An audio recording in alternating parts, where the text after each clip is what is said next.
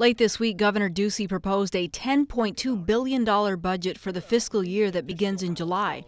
His office says that includes nearly $400 million in new investments for K-12 education to fund things like teacher raises and building improvements.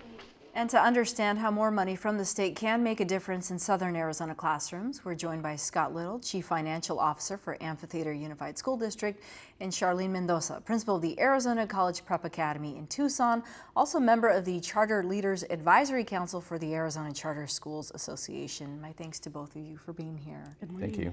Charlene, can we begin with you and a brief explainer of how public charter schools work? Sure. So public charter schools are public schools, which is one of the biggest things I think people don't know. The difference is that rather than functioning through a big district, charters have a contract directly with the state of Arizona that basically lays out their curriculum, their way that they are going to handle their facilities and finance, obviously all functioning under the laws and requirements and accountability measures to deliver instruction to a particular group of kids. And Scott, charters really began as an option, an alternative for families. Do school districts like Amphi, view them the same way? They understand that? Commonly, there's some perception that school districts view charter schools as the enemy, which I don't think most school districts do.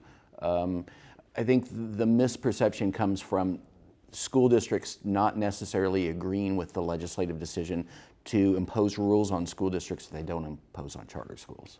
This week, some great news for both public and other and charter schools is more money, more dollars. We could all agree on that. You were actually there, Scott, with the governor when he made his announcement this week.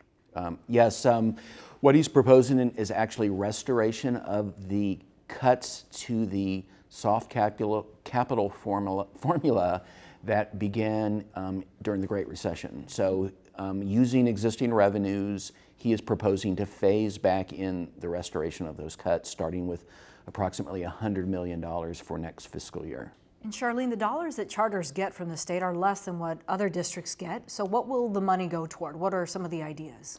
I think for charter schools, what we're really looking at is how to best bring the dollars into the schools in a way that really supports the education of the students. Mm-hmm. I imagine in some places that's going to be more towards training and retention of high quality teachers. I imagine with other schools it may have to do with facilities and working to maintain a safe, certainly in our climate, air-conditioned environment. Both sets of schools performing well, continuing to succeed here in Arizona, and that often doesn't get mentioned well in the press, but the governor says there are things that public schools can learn from charter schools. We'll listen to that now. Public charters are doing very well, and public districts are doing very well. They just aren't all doing very well, and we see some consistency here. In low-income areas, we have a higher achievement gap, so we want to see the biggest difference maker. And oftentimes it's the principal, it's that leader of a school that attracts the best teachers to come in and motivates them to work inside the classroom. How important is that, Charlene, especially for you when you're doing recruitment? The people in front of your students aren't always certified teachers. I think people have this idea anyone can walk off the street and suddenly be an instructor for your students. To us, I think having highly qualified teachers and excellent principals is the only thing that makes a difference. And Scott, it's a challenge for you to provide competitive salaries to teachers who are coming into the Amphi district, for example. Ultimately, my opinion is that the teacher pay is the biggest obstacle to getting the most appropriate person into the classroom. Even those that we're getting into the profession, we're not keeping them very long. They, as much as they love and they have a passion for educating the students, they can't afford to live on a teacher salary. When we talk about the future and funding, the governor's 5-year plan doesn't quite bring Arizona up to where it needs to be for per pupil funding. So though this is a good start, I imagine from both your perspectives there will be some challenges ahead. I still think one of the biggest challenges we have coming up now is also looking at Proposition 301 funding, which should come up for voting in the next election or in 2019.